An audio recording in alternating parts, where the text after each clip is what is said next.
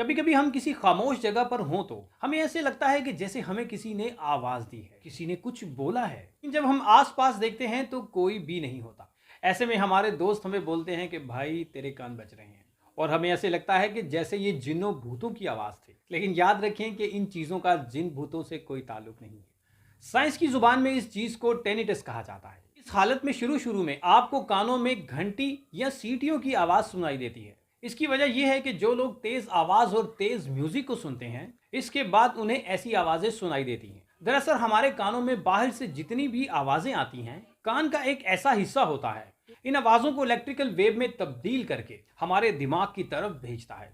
और दिमाग के इस हिस्से को कुकलिया बोलते हैं। इस हिस्से में बहुत ही बारीक हसास किस्म के बाल नुमा मौजूद होते हैं। जब आप तेज आवाज या म्यूजिक सुनने लगते हैं तो ये बाल खराब होना शुरू हो जाते हैं, और ये कभी कभी बगैर किसी वजह के भी फायर करने लगते हैं और हमारे दिमाग को सिग्नल भेजते हैं।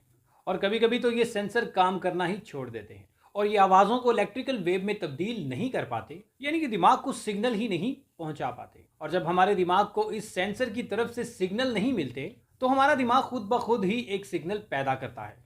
इसकी वजह से हमें शौरी तौर पर ऐसा महसूस होता है कि जैसे हम कोई आवाज़ सुन रहे हैं, जबकि वो आवाज़ हकीकत में हमारे माहौल में मौजूद ही नहीं होती। शुरू शुरू में कभी कभी आपको ये घंटी की आवाज़ सुनाई देती है। जैसे जैसे ये टेनिटस ज़्यादा होता जाता है तो ये आवाज़ आपको मुस्तकिल सुनाई देती है।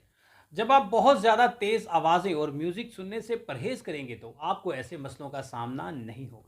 इस हवाले से जब आप अपने मोबाइल में आवाज़ तेज़ करते हैं तो आपके सामने ये वार्निंग आती है कि ये तेज़ आवाज़ मुसलसल सुनने से आपके कानों को मसला हो सकता है। अच्छा, आपको ये भी बता दूं कि ये टेनिटस बाज़ अवकात एलर्जी, हाई ब्लड प्रेशर, खून की कमी की अलामत भी हो सकता है, या फिर इसकी वजह दिमागी चोट भी हो सकती है, और इसकी और भी वजूहात हो सकती हैं। लेकिन आमतौर पर यह मसला ऊंची आवाज़ें सुनने से ही होता है।